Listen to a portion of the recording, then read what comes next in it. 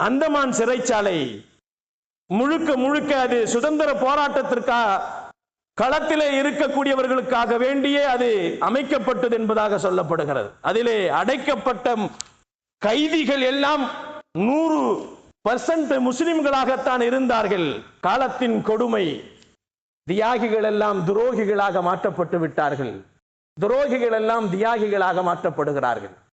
இஸ்லாத்திற்காக வேண்டி, இந்த நாட்டிற்காக வேண்டி இஸ்லாமியர்கள் எவ்வளவு தியாகம் செய்தார்களோ அவர்களை எல்லாம் இன்று துரோகிகளாக நாட்டிலே வாழக்கூடாது என்று வாழ்வாதாரத்திற்கு எதுவெல்லாம் இல்லையோ அவைகளை எல்லாம் கொண்டு வந்து கொண்டிருக்கிறார்கள்.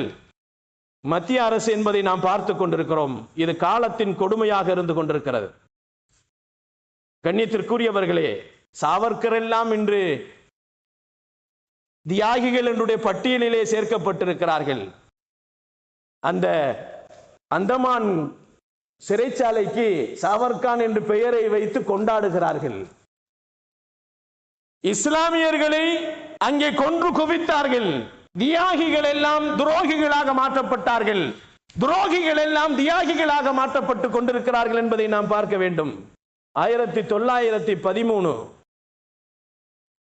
கண்ணியத்திற்குரியவர்களே, ஆங்கிலேயர்கள் கருணையும் மனு எழுதி வாங்கி தப்பித்துக் கொண்டவன் தான் சாவர்கான் என்பதாக சொல்லப்படுகிறது. காந்தியை கொண்டவன். கண்ணியத்திற்குரியவர்களே, அல்லாஹ்வின் நல்லடியார்களே, நாட்டுக்காக வேண்டி உயிர் கொடுத்தவர்கள், விடுதலை வாங்கி கொடுத்தவர்கள், தியாகிகள் என்றெல்லாம் இந்த மண்ணிலே மறைந்து போய்விட்டார்கள்.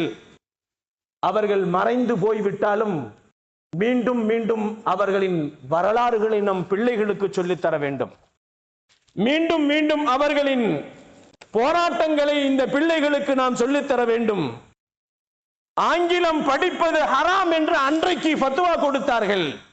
ஆங்கிலேயர்கள் தயாரிக்கின்ற பொருட்களை வாங்கி சாப்பிடக்கூடாது என்று அன்று ஹராமாக்கப்பட்டார்கள். கண்ணியத்திற்குரியவர்களே, பயன்படுத்த வேண்டாம் என்றெல்லாம் அன்று சொல்லப்பட்டது. ஆனால் கண்ணியத்திற்குரியவர்களே, ஜும்மா மேடைகள் எல்லாம் அன்றைக்கு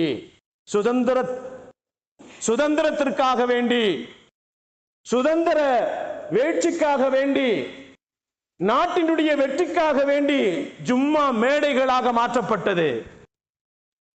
கண்ணியமானவர்களே, அல்லாஹ்வின் நல்லடியார்களே, ஒரு மௌலவியினுடைய உயிர் போகிறது. அந்த நேரத்திலே ஆங்கிலேயர் வந்து கேட்கிறான், கடைசியா உன்னுடைய ஆசை என்ன என்று கேட்கிறான். வரலாறுகளிலே எழுதப்படுகிறது. கடைசியா உனக்கு என்ன ஆசை என்று கேட்கின்ற நேரத்திலே அவர் சொன்னாராம்,